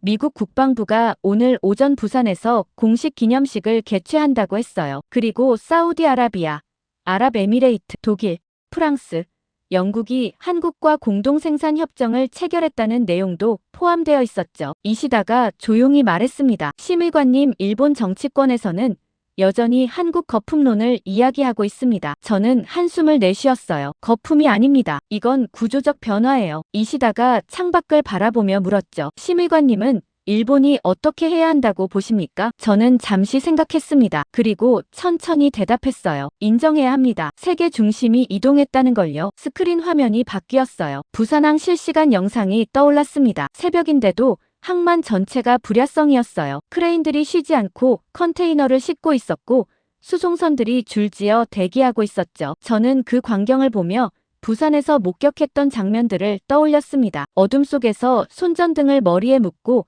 생산 라인을 지키던 작업자들의 모습이 눈앞에 선했어요. 윤태성이 했던 말도 다시 들리는 것 같았죠. 한국은 멈추면 죽는다는 걸 알아서 움직이는 나라입니다. 이시다가 자리에서 일어났어요. 심의관님, 내일 아침 총리실 긴급회의가 있습니다. 방산기업 회장들도 전부 참석한다고 합니다. 저는 고개를 끄덕였습니다. 알겠습니다. 이시다가 문을 향해 걸어가다 멈춰 섰어요. 그러다 저를 돌아보며 말했죠. 심의관님, 한 가지만 여쭤도 되겠습니까? 말씀하세요. 심의관님은 일본이 정말 패배했다고 생각하십니까? 저는 창밖을 바라봤습니다. 도쿄 야경이 여전히 아름다웠어요. 수많은 불빛이 반짝이고 있었죠. 패배가 아닙니다. 다만 시대가 바뀐 겁니다. 그리고 일본은 그 변화를 너무 늦게 인정했어요. 이시다가 고개를 숙이고 나갔습니다. 저는 다시 스크린을 바라봤어요. 화면에서는 부산항 출범식 준비 장면이 송출되고 있었습니다. 미군 장성들과 각국 대표단이 도착하는 모습이 보였죠. 그리고 그 중심에 윤태성이 서 있었습니다. 그는 여전히 작업복 차림이었어요. 정장을 입은 다른 인사들 사이에서 유독 눈에 띄었죠. 그러나 그의 존재감이 가장 강했습니다. 저는 책상 위에 놓인 일본 국기를 한참 바라봤어요. 50년 동안 일본이 지켜온 자리였습니다. 기술 강국, 아시아의 중심, 미국의 핵심 파트너라는 자리요. 그런데 지금 그 자리에는 한국이 서 있었죠. 핸드폰이 울렸습니다. 오카다 전무였어요. 저는 잠시 망설이다 전화를 받았죠. 사카모토 심의관, 지금 뉴스 보고 계십니까? 보고 있습니다. 오카다 전무의 목소리에는 분노가 섞여 있었어요. 이건 말도 안 됩니다. 한국 생산 체계는 곧 무너질 겁니다. 품질 문제가 반드시 터져요. 저는 천천히 대답했습니다. 전무님, 이미 2달이 지났습니다. 한국 생산 라인에서 중대 결함은 단 한 건도 보고되지 않았어요. 오카다 전무가 목소리를 높였죠. 그건 운이 좋았을 뿐입니다. 곧 한계가 드러날 겁니다. 저는 스크린을 바라보며 말했어요. 전무님, 한계가 드러나는 건 한국이 아니라 우리입니다. 오카다 전무가 잠시 침묵했습니다. 그러다 차갑게 말했죠. 사카모토 심의관, 당신은 일본을 배신했습니다. 저는 그 말에 웃음이 나왔어요. 배신이 아닙니다. 현실을 말하는 겁니다. 그리고 현실을 부정하는 게 진짜 배신이에요. 전화가 끊겼습니다. 저는 핸드폰을 내려놓고 다시 스크린을 바라봤어요. 출범식이 시작되고 있었습니다. 미국 국방장관이 연단에 올라 연설을 시작했죠. 오늘 우리는 새로운 시대를 엽니다. 아시아 태평양 군수 생산의 중심이 이곳 부산에 자리 잡았습니다. 저는 그 연설을 들으며 가슴이 무너지는 것 같았습니다. 스크린 화면이 바뀌었어요. 각국 대표들이 협정서에 서명하는 장면이 나왔습니다. 사우디 특사, 아랍에미레이트 에너지부 장관, 독일 국방차관, 프랑스 방산청장이 차례로 서명했죠. 그리고 마지막으로 윤태성이 한국 측 대표로 서명했습니다. 저는 그 장면을 보며 조용히 중얼거렸어요. 우리는 기술을 지키려 했다. 하지만 한국은 전쟁이 움직이는 속도 자체를 만들어버렸다. 창밖으로 동쪽 하늘이 밝아오고 있었습니다. 새벽 5시였어요. 도쿄의 아침이 시작되고 있었죠. 그러나 저에게는 그 아침이 끝처럼 느껴졌습니다. 일본이 지켜온 50년의 시대가 끝나는 아침이었으니까요. 저는 자리에서 일어나 창가로 걸어갔습니다. 도쿄 거리를 내려다봤어요. 사람들이 출근길에 나서고 있었죠. 그들은 아직 모를 겁니다. 세계가 바뀌었다는 걸요. 스크린에서 부산항 영상이 계속 흘러나오고 있었습니다. 윤태성이 출범식을 마치고 다시 작업장으로 향하는 모습이 보였어요. 그의 뒤로 미군 수송선들이 끝없이 정박해 있었죠. 저는 그 장면을 보며 마지막으로 한 번 더 중얼거렸습니다. 일본은 완벽함을 추구했고 한국은 생존을 선택했다. 전쟁은 완벽한 쪽이 아니라 살아남은 쪽 편을 들었다. 핸드폰이 다시 울렸어요. 이번에는 총리실이었습니다. 저는 전화를 받았죠. 사카모토 심의관, 지금 즉시 총리 관저로 오십시오. 긴급 대책회의입니다. 저는 대답했습니다. 지금 가겠습니다. 전화를 끊고 저는 마지막으로 스크린을 바라봤어요. 부산항에서는 새벽 안개 속으로 또 다른 수송선이 출항하고 있었습니다. 그 배가 향하는 곳은 태평양 전선이었죠. 한국이 만든 드론들을 싣고요. 저는 가방을 챙겨 상황실을 나섰습니다. 복도는 텅 비어 있었어요. 엘리베이터를 타고 1층으로 내려가는 동안 저는 생각했습니다. 이제 일본은 무엇을 해야 하는가? 중심에서 밀려난 나라는 어떻게 살아남아야 하는가? 그 답을 찾는 것이 제게 남은 마지막 임무였습니다. 건물 밖으로 나오자 도쿄의 아침 공기가 차갑게 느껴졌어요. 저는 하늘을 올려다봤습니다. 구름 한 점 없는 맑은 하늘이었죠. 그러나 그 하늘 너머 서쪽에는 한국이 있었습니다. 세계가 이제 그곳을 바라보고 있었어요. 저는 천천히 걸음을 옮겼습니다. 총리관저로 가는 길이었죠. 그곳에서 저는 일본 최고 위층에게 마지막으로 말해야 했습니다. 시대가 바뀌었다고, 중심이 이동했다고, 그리고 일본은 이제 새로운 방식으로 살아남아야 한다고요. 총리관저 회의실에 들어선 건 오전 7시였습니다. 방 안에는 이미 20명이 넘는 사람들이 자리하고 있었어요. 기시다 총리가 상석에 앉아 있었고 그 옆으로 강요들이 줄지어 있었죠. 오카다 전무를 포함한 방산기업 회장들도 모두 참석해 있었습니다. 저는 지정된 자리에 앉았어요. 모두의 시선이 저를 향하고 있었죠. 그 시선 속에는 기대도 있었고 적대감도 있었습니다. 기시다 총리가 입을 열었어요. 사카모토 심의관 부산 출범식 결과를 보고해 주십시오. 저는 자리에서 일어나 스크린을 켰습니다. 부산항 출범식 영상이 떴어요. 미국 국방장관과 각국 대표들이 협정서에 서명하는 장면이 나타났죠. 총리님 그리고 강요 여러분, 오늘 부산에서 세계 군수 판도가 완전히 재편됐습니다. 미국은 한국을 아시아 태평양 군수 생산의 중심으로 공식 지정했고 유럽과 중동 각국이 한국과 공동 생산 협정을 체결했습니다. 오카다 전무가 자리에서 일어났어요. 심의관 그건 일시적 현상입니다. 한국 생산 체계는 곧 한계에 부딪힐 겁니다. 저는 그를 바라봤죠. 전무님 이미 2달이 지났습니다. 한국은 단 한 번도 납품 일정을 어긴 적이 없어요. 가와사키 상무가 끼어들었습니다. 그건 품질을 희생한 결과입니다. 곧 대형 사고가 날 겁니다. 저는 고개를 저었어요. 미군 테스트 결과 한국산 드론 고장률은 1.2%입니다. 일본산보다 낮아요. 회의실이 조용해졌습니다. 오카다 전무의 얼굴이 붉어졌죠. 기시다 총리가 앞으로 몸을 숙이며 물었어요. 심의관 솔직하게 말해주십시오. 일본이 지금부터라도 만회할 방법이 있습니까? 저는 잠시 망설였습니다. 그러나 말해야 했어요. 만회는 불가능합니다. 다만 적응할 수는 있습니다. 적응이요? 네. 한국 중심 체계에 일본이 참여하는 겁니다. 독자적으로 경쟁하려 하지 말고 한국 생산망의 파트너가 되는 거죠. 오카다 전무가 책상을 쳤어요. 그건 굴욕입니다. 일본이 한국 밑으로 들어가라는 겁니까? 저는 그를 똑바로 바라봤습니다. 전무님 지금 굴욕을 피하면 나중에는 생존도 불가능해집니다. 바로 그 순간 회의실 문이 열렸어요. 비서관이 급히 들어와 총리에게 서류를 건넸습니다. 기시다 총리가 그 서류를 읽더니 얼굴이 굳었죠. 방금 미국 국방부에서 공식 통보가 왔습니다. 일본과의 기존 군수 협력 계약 중 드론 관련 부분을 전면 재검토한다고 합니다. 회의실 방산기업 회장들의 얼굴이 창백해졌어요. 오카다 전무가 떨리는 목소리로 물었죠. 재검토라는 게 무슨 뜻입니까? 총리가 서류를 내려놓았어요. 사실상 계약 축소입니다. 해당 물량을 한국으로 이관한다는 내용이 포함되어 있습니다. 저는 의자에 깊이 앉았습니다. 예상했던 일이었지만 막상 현실이 되니 충격이었어요. 가와사키 상무가 자리에서 벌떡 일어났습니다. 이건 미국의 배신입니다. 50년 파트너를 이렇게 버린다는 겁니까? 경제산업 대신이 차갑게 대답했어요. 미국 입장에서는 배신이 아닙니다. 더 나은 선택을 한 것뿐이죠. 오카다 전무가 저를 노려봤어요. 사카모토 심의관 당신이 한국 편을 들어서 이렇게 된 겁니다. 저는 그의 시선을 피하지 않았습니다. 전무님, 제가 어느 편을 들든 결과는 같았을 겁니다. 한국의 성장을 막을 수 없었어요. 기시다 총리가 손을 들어 회의실을 조용하게 만들었어요. 그러다 저를 향해 물었죠. 사카모토 심의관 당신은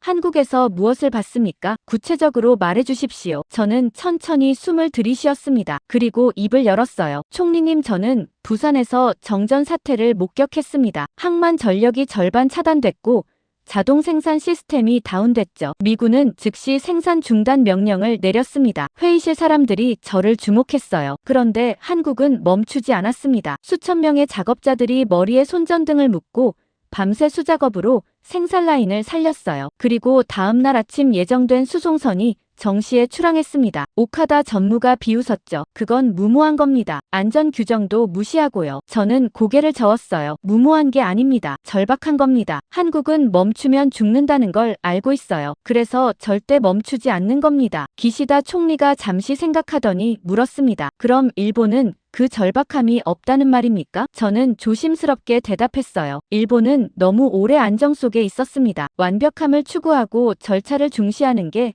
일본의 강점이었죠. 그런데 전쟁은 완벽함을 기다려주지 않습니다. 속도가 이기는 겁니다. 회의실이 조용해졌어요. 방위 대신이 입을 열었죠. 심의관, 그럼 일본도 한국처럼 안전 규정을 무시하고 속도만 추구해야 한다는 겁니까? 저는 고개를 저었습니다. 아닙니다. 일본 방식을 버리라는 게 아니에요. 다만 세계가 바뀌었다는 걸 인정해야 합니다. 한국이 중심이 됐다는 걸 받아들여야 해요. 오카다 전무가 자리에서 일어나 회의실을 나가려 했습니다. 기시다 총리가 그를 불러 세웠어요. 오카다 회장 어디 가십니까? 오카다 전무가 돌아서며 말했죠. 총리님, 저는 이 회의에 더 이상 참석할 수 없습니다. 일본을 배신하는 이야기를 들을 순 없어요. 기시다 총리의 목소리가 차갑게 변했습니다. 오카다 회장, 현실을 부정하는 게 진짜 배신입니다. 앉으십시오. 오카다 전무가 멈칫했어요. 그러다 다시 자리에 앉았죠. 총리가 저를 향해 고개를 돌렸습니다. 사카모토 심의관, 마지막으로 묻겠습니다. 일본의 미래를 위해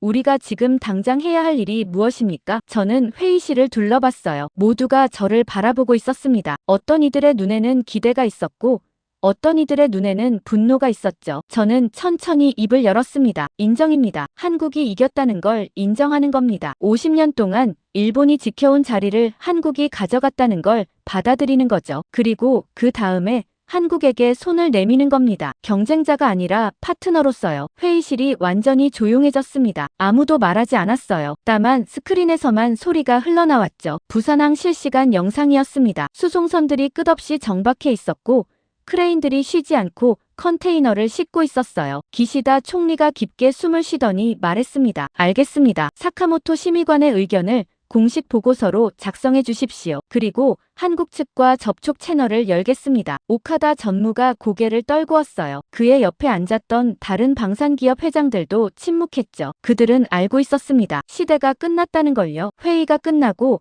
저는 복도로 나왔습니다. 창밖으로 도쿄 아침 풍경이 보였어요. 사람들이 출근하고 전철이 달리고 있었죠. 평범한 아침이었습니다. 그러나 저는 알고 있었어요. 이 평범함 아래에서 일본의 위치가 근본적으로 바뀌었다는 걸요. 이시다가 제 옆으로 다가왔습니다. 심의관님, 용기 있는 발언이었습니다. 저는 고개를 저었어요. 용기가 아닙니다. 책임입니다. 누군가는 진실을 말해야 하니까요. 저는 창밖을 바라보며 조용히 중얼거렸습니다. 일본은 기술을 지켰다. 하지만 한국은 전쟁이 움직이는 속도 자체를 만들어버렸다. 그리고 세계는 속도를 선택했다. 총리 관저 회의가 끝나고 사흘이 지났습니다. 저는 도쿄 시내 한 호텔 커피숍에 앉아 있었어요. 창밖으로 긴자 거리가 보였죠. 사람들이 평소처럼 오가고 있었습니다. 그러나 일본 언론은 난리였어요. 제 발언이 언론에 흘러나간 거였죠. 한국 군수체계 인정해야 한다는 제 말이 각종 매체에 보도됐고 여론은 둘로 갈라졌습니다. 젊은 세대와 일부 진보 언론은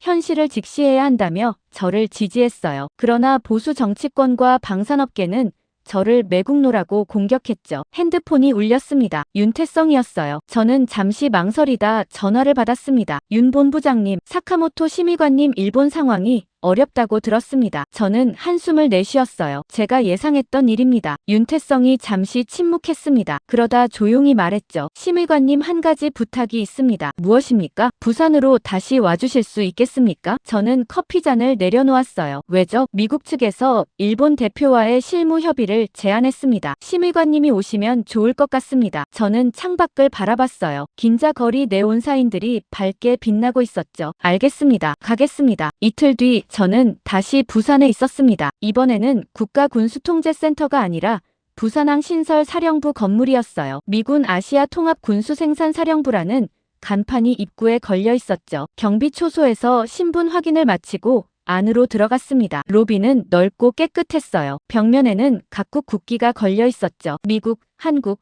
사우디아라비아, 아랍에미레이트, 독일, 프랑스, 영국 국기가 나란히 걸려 있었습니다. 일본 국기는 보이지 않았어요. 엘리베이터를 타고 3층으로 올라갔습니다. 회의실 문 앞에서 윤태성이 저를 기다리고 있었어요. 그는 이번에는 정장 차림이었죠. 사카모토 심의관님 오시느라 수고하셨습니다. 저는 고개를 숙였습니다. 윤 본부장님도요. 윤태성이 회의실 문을 열었어요. 안에는 이미 여러 사람들이 앉아 있었습니다. 미군 장성 2명, 한국 국방부 관계자 3명, 그리고 일본 대표단 5명이 보였죠. 일본 측에는 나카무라 차관이 있었습니다. 그가 저를 보더니 굳은 표정으로 고개를 끄덕였어요. 저는 일본 측 좌석 끝에 앉았습니다. 미군 장성이 회의를 시작했어요. 계급장을 보니 소장이었죠. 오늘 회의는 일본 방산업계의 아시아 통합 생산망 참여 가능성을 논의하기 위한 자리입니다. 나카무라 차관이 앞으로 몸을 숙이며 말했습니다. 장군님, 일본은 50년간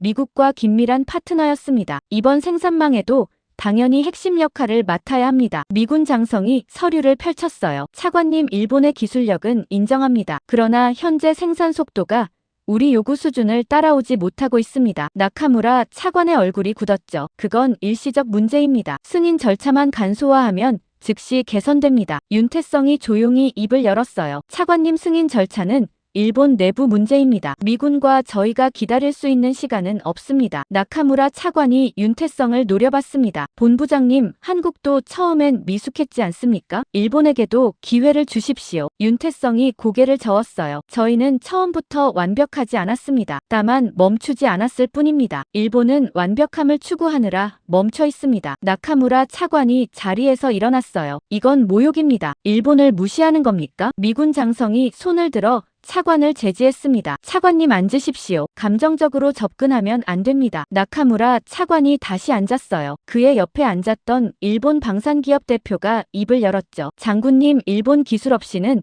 핵심 부품 생산이 불가능합니다. 한국도 결국 일본 부품에 의존하지 않습니까? 윤태성이 태블릿을 켜서 화면을 공유했습니다. 스크린에 부품 공급망 도표가 떴어요. 저는 그 도표를 보고 숨이 막히는 걸 느꼈습니다. 한국이 일본 부품 의존도를 지난 2달간 35%에서 12%로 줄였다는 내용이었죠. 윤태성이 설명했습니다. 저희는 대체 공급망을 확보했습니다. 독일, 프랑스, 대만 기업들과 협력해서요. 일본 부품이 필요 없다는 건 아닙니다. 다만 필수는 아니라는 겁니다. 일본 측 좌석에서 침묵이 흘렀어요. 저는 그 침묵 속에서 일본의 입지가 무너지는 소리를 들었습니다. 미군 장성이 다시 입을 열었어요. 일본 측에 제안드립니다. 보조 부품 공급자로 참여하십시오. 핵심 생산은 한국이 맡고 일본은 특정 부품 생산을 담당하는 겁니다. 나카무라 차관이 떨리는 목소리로 물었죠. 보조 공급자요? 핵심이 아니라요? 미군 장성이 고개를 끄덕였습니다. 현 상황에서 일본이 맡을 수 있는 역할은 그 정도입니다. 나카무라 차관이 고개를 떨궜어요. 그의 옆에 앉았던 다른 대표들도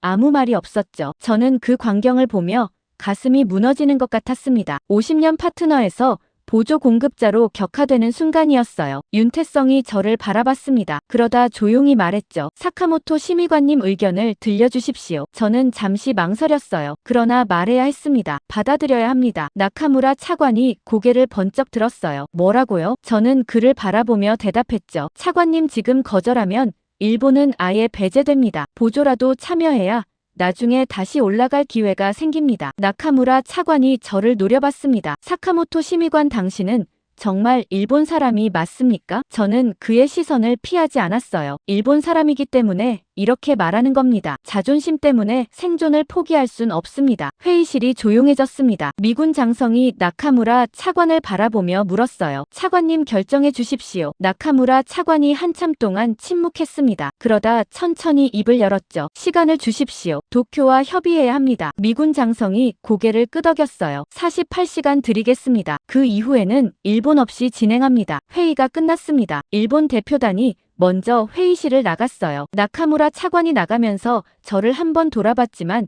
아무 말도 하지 않았죠. 저는 자리에 남아 창밖을 바라봤습니다. 부산항이 보였어요. 수십 척의 수송선들이 여전히 바쁘게 움직이고 있었죠. 윤태성이 제 옆으로 다가왔습니다. 사카모토 심의관님, 힘드시죠? 저는 고개를 끄덕였어요. 제 나라를 보조로 격화시키는데 동의했으니까요. 윤태성이 잠시 침묵했습니다. 그러다 조용히 말했죠. 심의관님은 용감한 분입니다. 진실을 말하는 건 언제나 외로운 일이니까요. 저는 윤태성을 바라봤어요. 윤 본부장님, 한 가지만 물어도 되겠습니까? 말씀하세요. 한국은 일본을 완전히 배제할 수도 있었습니다. 왜 기회를 주십니까? 윤태성이 창밖을 바라보며 대답했어요. 저희는 일본을 무너뜨리려고 여기까지 온 게 아닙니다. 살아남으려고 달려왔을 뿐이에요. 그리고 살아남으려면 혼자보다 함께가 낫습니다. 저는 그 말을 듣고 눈시울이 뜨거워지는 걸 느꼈습니다. 윤태성이 계속 말했죠. 사카모토 심의관님, 일본이 자존심을 내려놓는다면 저희는 기꺼이 파트너가 되겠습니다. 다만 위아래 관계가 아니라 옆의 관계로요. 저는 고개를 끄덕였어요. 그리고 조용히 대답했습니다. 전하겠습니다. 일본에 돌아가서 똑같이 전하겠습니다. 저는 회의실을 나와 복도를 걸었습니다. 엘리베이터를 타고 1층으로 내려가는 동안 저는 생각했어요. 일본은 이 제안을 받아들일 수 있을까? 자존심을 내려놓고 한국 옆에 설 수 있을까? 로비로 나오자 일본 대표단이 밖으로 나가는 모습이 보였습니다. 그들의 뒷모습이 무겁게 느껴졌어요. 저는 혼자 로비에 서서 벽면의 국기들을 바라봤습니다. 일본 국기가 없는 그 벽면을 오래 바라봤죠. 그리고 조용히 중얼거렸습니다. 언젠가 저 벽에 일본 국기도 걸릴 수 있을까? 부산 회의가 끝나고 일주일이 지났습니다. 저는 도쿄 내각부 집무실에 앉아 있었어요. 책상 위에는 보고서가 쌓여 있었죠. 그러나 저는 그 보고서들을 보지 않고 창밖만 바라보고 있었습니다. 일본 정부는 아직 결정을 내리지 못하고 있었어요. 보조 공급자로 참여할 것인가 말 것인가를 놓고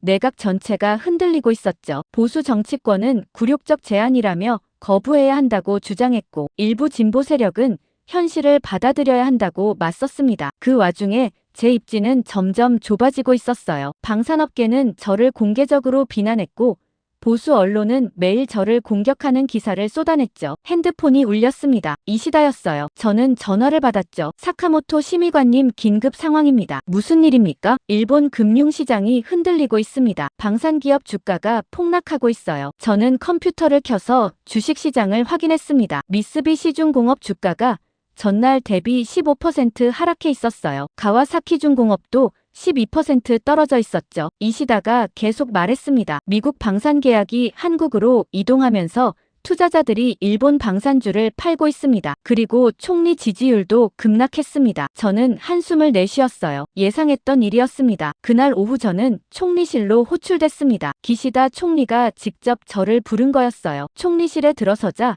총리 혼자 창가에 서 있었습니다. 사카모토 심의관 앉으십시오. 저는 소파에 앉았어요. 총리도 제 맞은편에 앉았죠. 그의 얼굴에는 깊은 피로가 서려 있었습니다. 심의관 솔직하게 물어보겠습니다. 일본이 정말 한국 제안을 받아들여야 합니까? 저는 잠시 생각했어요. 그리고 천천히 대답했죠. 총리님 받아들이지 않으면 일본은 완전히 배제됩니다. 미국은 48시간 시한을 줬고 이미 일주일이 지났습니다. 기시다 총리가 고개를 숙였어요. 그러나 국내 여론이 받아들이지 않습니다. 보조 공급자라는 지위를 인정하는 순간 제 정권은 무너집니다. 저는 총리를 바라봤습니다. 총리님 정권보다 국가가 중요합니다. 지금 결정하지 않으면 나중에는 더 나쁜 조건도 받지 못할 겁니다. 총리가 창밖을 바라보며 말했어요. 사카모토 심의관 당신은 용감합니다. 그러나 정치는 용기만으로 되지 않아요. 저는 대답하지 않았습니다. 총리의 말도 맞았으니까요. 그날 밤 저는 집으로 돌아가지 않고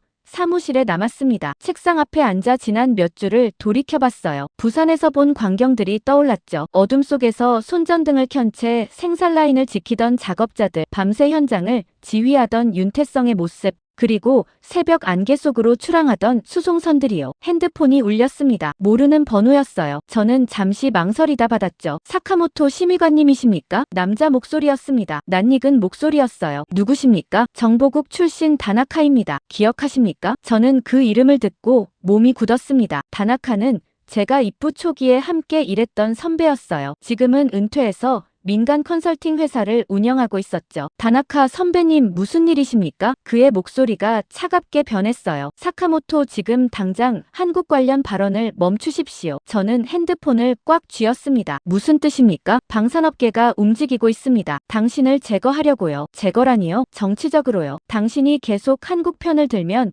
국가 안보를 위협하는 인물로 낙인 찍을 겁니다. 저는 창밖을 바라봤어요. 도쿄 야경이 조용히 빛나고 있었습니다. 다나카 선배님 저는 진실을 말하고 있을 뿐입니다. 다나카가 한숨을 쉬었어요. 사카모토 진실이 언제나 환영받는 건 아닙니다. 당신도 그걸 알잖습니까? 저는 대답하지 않았죠. 다나카가 마지막으로 말했습니다. 내일 기자회견이 열립니다. 방산업계 연합회에서 당신을 공개 비난할 겁니다. 조심하십시오. 전화가 끊겼어요. 저는 핸드폰을 내려놓고 한참 동안 앉아 있었습니다. 다음 날 아침 예상대로 방산업계 연합회가 기자회견을 열었습니다. 저는 사무실에서 그 장면을 생중계로 지켜봤어요. 오카다 전무가 연단에 서 있었죠. 그의 옆에는 다른 방산기업 회장들이 줄지어 서 있었습니다. 오카다 전무가 준비한 성명서를 읽기 시작했어요. 내각부 사카모토 렌지 심의관은 한국의 이익을 대변하며 일본 국익을 훼손하고 있습니다. 그의 발언은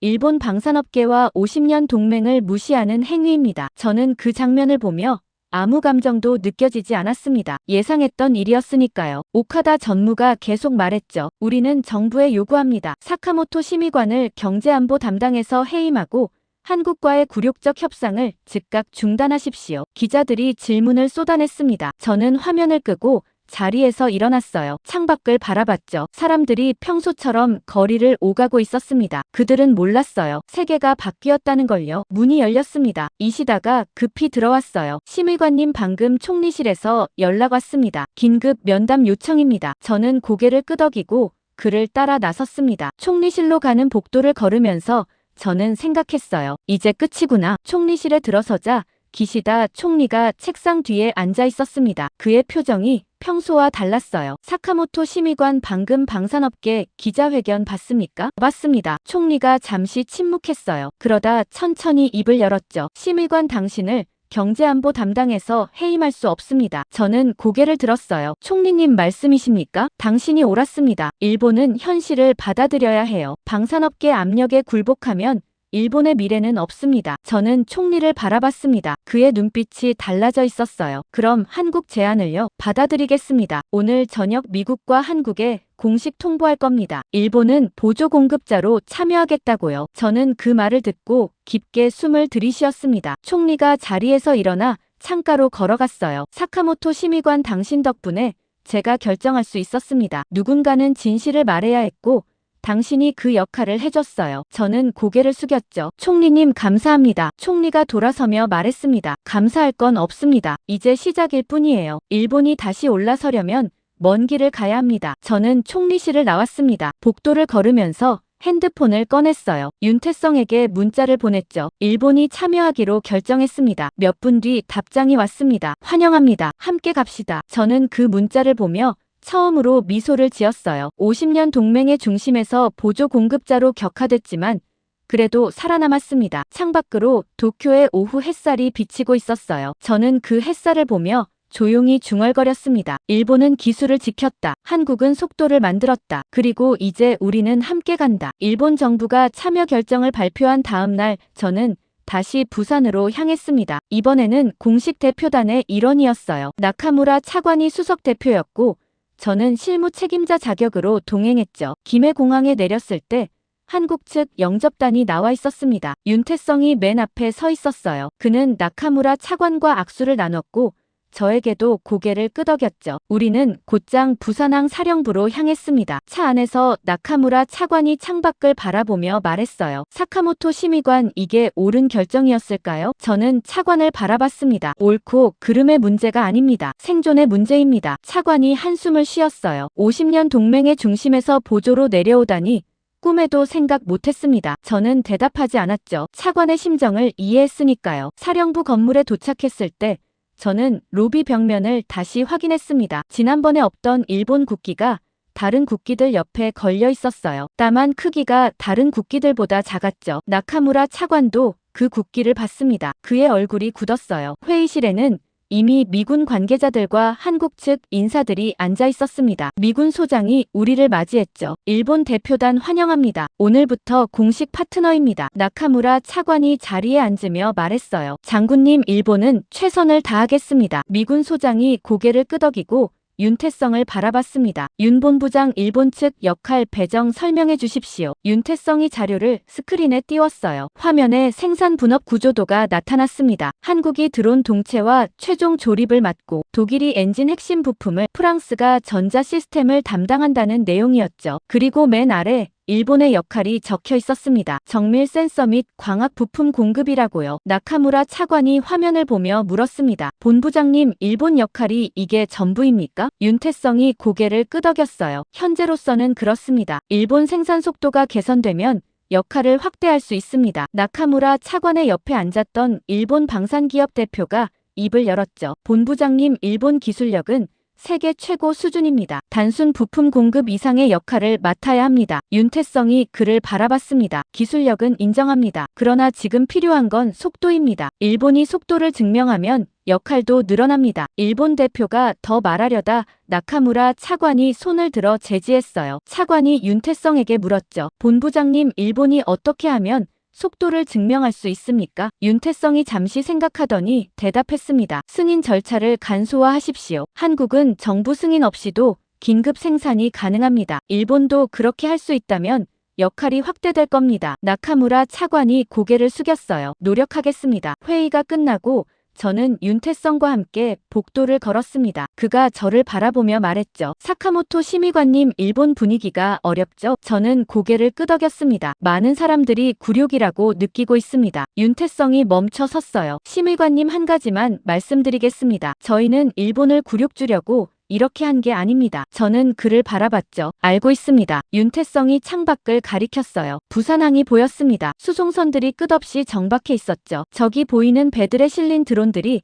전선을 지키고 있습니다. 일본 부품도 그 드론 안에 들어갑니다. 크기가 작아도 중요한 역할이에요. 저는 그 말에 고개를 끄덕였습니다. 본부장님, 감사합니다. 윤태성이 미소를 지었어요. 감사할 건 없습니다. 우리 함께 가는 겁니다. 그날 저녁 저는 호텔방에서 도쿄에 보낼 보고서를 작성하고 있었습니다. 일본의 새로운 역할과 앞으로의 과제를 정리하고 있었죠. 핸드폰이 울렸어요. 이시다였습니다. 저는 전화를 받았죠. 사카모토 심의관님, 도쿄에서 큰일 났습니다. 무슨 일입니까? 방산기업연합회가 총리실 앞에서 시위를 시작했습니다. 사카모토 심의관 해임과 한국 협정 파기를 요구하고 있어요. 저는 한숨을 내쉬었어요. 예상했던 일입니다. 이시다가 걱정스러운 목소리로 말했죠. 심의관님, 안전하십니까? 괜찮습니다. 여기는 안전해요. 전화를 끊고 저는 창밖을 바라봤습니다. 부산 야경이 조용히 빛나고 있었어요. 도쿄에서는 제게 분노하는 사람들이 거리로 나왔지만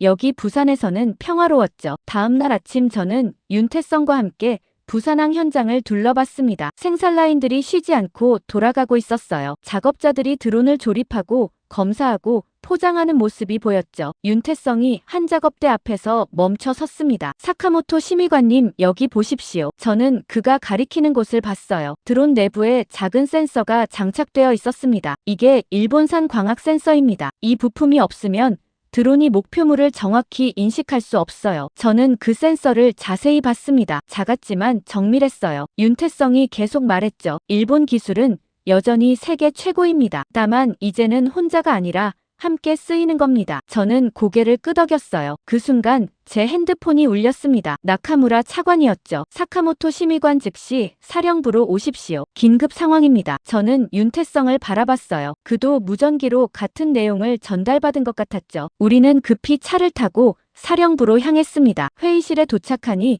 모두가 긴장한 표정이었어요. 미군 소장이 스크린을 가리켰습니다. 화면에는 중동 전선 영상이 떠 있었죠. 방금 긴급 보고 들어왔습니다. 중동 전선에서 드론 대량 손실이 발생했습니다. 48시간 내 5,000대 긴급 증산이 필요합니다. 나카무라 차관이 앞으로 몸을 숙였어요. 장군님, 일본도 긴급 생산에 참여하겠습니다. 미군 소장이 고개를 저었습니다. 차관님, 지금은 최종 조립 속도가 중요합니다. 부품 공급은 기존 일정대로 진행하십시오. 나카무라 차관의 얼굴이 굳었죠. 저는 그 광경을 보며 깨달았습니다. 일본은 이제 긴급 상황에서도 주도권을 잡을 수 없다는 걸요. 윤태성이 자리에서 일어났어요. 장군님, 48시간 내 5,000대 생산 가능합니다. 전국 생산 라인 총동원하겠습니다. 미군 소장이 고개를 끄덕였습니다. 믿습니다. 회의가 끝나고 윤태성은 즉시 현장으로 향했습니다. 저는 그의 뒷모습을 바라봤어요. 작업복 차림으로 뛰어가는 그의 모습에서 한국의 속도가 느껴졌죠. 나카무라 차관이 제 옆에 섰습니다. 사카모토 심의관, 우리는 이제 구경꾼입니까? 저는 차관을 바라봤어요. 아닙니다. 우리는 파트너입니다. 다만 주역이 아닐 뿐이죠. 차관이 한숨을 쉬었습니다. 이게 일본의 새로운 위치군요. 저는 대답하지 않았어요. 창밖으로 부산항이 보였습니다. 작업자들이 긴급 생산 준비를 위해 달려가고 있었죠. 저는 그 광경을 보며 조용히 생각했습니다. 일본은 중심을 잃었다. 하지만 살아남았다. 그리고 언젠가 다시 올라설 기회가 올 것이다. 48시간 긴급 증산 명령이 떨어진 지 하루가 지났습니다. 저는 부산항 통제센터에서 윤태성과 함께 생산 현황을 지켜보고 있었어요. 대형 스크린에는 전국 공장들의 실시간 생산량이 떠 있었죠. 부산 2,300대, 울산 1,800대, 창원 900대라는 숫자들이 계속 올라가고 있었습니다. 윤태성은 밤새 현장을 지휘하다 잠시 통제센터로 올라온 참이었어요. 그의 얼굴에는 피로가 짙게 드리워져 있었지만 눈빛만은 여전히 날카로웠죠. 사카모토 심의관님, 일본 부품 공급은 문제 없습니까? 저는 태블릿을 확인했습니다. 일본 공장들도 24시간 가동 중이었어요. 문제 없습니다. 광학 센서 2만 개가 예정대로 도착했습니다. 윤태성이 고개를 끄덕였어요. 일본 기술자들도 고생하고 있군요. 저는 그 말에 감사함을 느꼈습니다. 한국은 일본을 배제하지 않았어요. 작은 역할이지만 꼭 필요한 역할을 맡겼죠. 바로 그 순간 통제센터 알람이 울렸습니다. 직원 한 명이 급히 윤태성에게 다가왔어요. 본부장님, 부산 3공장에서 긴급 보고 들어왔습니다. 무슨 일입니까? 생산 데이터 서버가 해킹당했습니다. 자동 생산 시스템이 다운됐습니다. 윤태성의 얼굴이 굳었어요. 저도 긴장했죠. 생산량은요? 30% 감소했습니다. 지금도 계속 떨어지고 있습니다. 윤태성이 무전기를 꺼내 소리쳤습니다. 전국 공장 보안 점검, 해킹 가능성 있음. 즉시 네트워크 차단하고 수동 시스템으로 전환하라. 저는 스크린을 바라봤어요. 생산량 그래프가 급격히 하락하고 있었습니다. 미군 소장이 통제센터로 들어왔어요. 그의 얼굴도 굳어 있었죠. 윤 본부장, 상황 보고하십시오. 윤태성이 스크린을 가리켰습니다. 장군님, 부산 3공장이 해킹당했습니다. 자동 시스템 복구에 최소 6시간 필요합니다. 미군 소장이 앞으로 다가왔어요. 6시간이면 납품 일정을 못 맞춥니다. 생산을 중단하고 보안 점검부터 하십시오. 윤태성이 고개를 저었습니다. 멈출 수 없습니다. 전선에서 기다리고 있습니다. 그럼 어떻게 하시겠습니까? 윤태성이 무전기를 다시 들었어요. 전국 공장 책임자들 수동 생산 체제로 전환 완료 보고하십시오. 무전기에서 목소리들이 들려왔습니다. 부산 1공장 수동 전환 완료, 울산 2공장 수동 전환 완료, 창원 공장 수동 전환 진행 중. 저는 그 광경을 보며 부산 정전 사태 때를 떠올렸습니다. 한국은 또 멈추지 않을 작정이었어요. 미군 소장이 윤태성을 바라봤습니다. 본부장, 수동으로 48시간 일정을 맞출 수 있습니까? 윤태성이 스크린을 보며 대답했어요. 작업자들을 2배로 투입하면 가능합니다. 저는 그 말을 듣고 놀랐습니다. 2배 투입이라는 건 수만 명을 더 동원한다는 뜻이었어요. 윤태성이 전화기를 들어 어디론가 연락하기 시작했습니다. 노동부입니까? 긴급 인력 요청합니다. 전국 자동차 공장 야간 작업자 5,000명 부산 투입 가능합니까? 저는 그 대화를 들으며 경악했어요. 자동차 공장 작업자들을 군수 생산에 투입한다는 거였죠. 몇 분 뒤 윤태성이 전화를 끊었습니다. 6시간 내 5,000명 도착합니다. 미군 소장이 믿을 수 없다는 표정을 지었어요. 본부장, 자동차 공장 작업자들이 드론 생산을 할 수 있습니까? 윤태성이 고개를 끄덕였습니다. 컨베이어 작업은 같습니다. 차체든 드론이든 조립 원리는 동일합니다. 저는 그 순간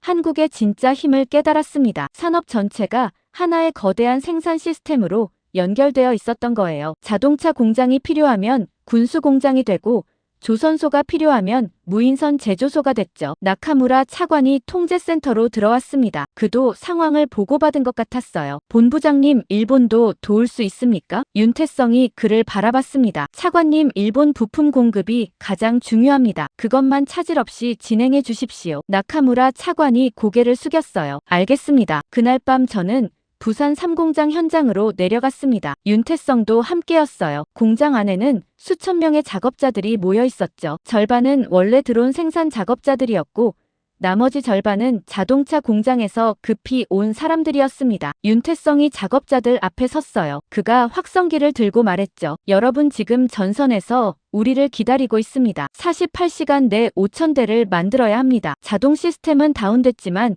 우리 손이 있습니다. 작업자들이 조용히 고개를 끄덕였어요. 누구도 불평하지 않았죠. 윤태성이 계속 말했습니다. 한국은 원래 손으로 버티던 나라였습니다. 기계가 없어도 우리는 만들 수 있습니다. 시작합니다. 작업자들이 일제히 생산 라인으로 들어갔습니다. 컨베이어 벨트가 수동으로 돌아가기 시작했어요. 드론 동체가 하나씩 조립대 위로 올라왔죠. 저는 그 광경을 보며 숨을 죽였습니다. 자동차 공장에서 온 작업자들도 능숙하게 부품을 조립하고 있었어요. 누군가 지시하지 않아도 자연스럽게 움직였죠. 윤태성이 제 옆에 섰습니다. 사카모토 심의관님 놀라셨죠? 저는 고개를 끄덕였어요. 이게 가능한 일입니까? 윤태성이 작업장을 바라보며 대답했죠. 한국 작업자들은 평생 이렇게 살아왔습니다. 어제는 자동차를 만들고, 오늘은 드론을 만들고, 내일은 또 다른 걸 만듭니다. 멈추지 않는 게 우리 방식입니다. 저는 그 말을 듣고 아무 대답도 하지 못했습니다. 시간이 흘렀어요. 새벽 3시가 됐을 때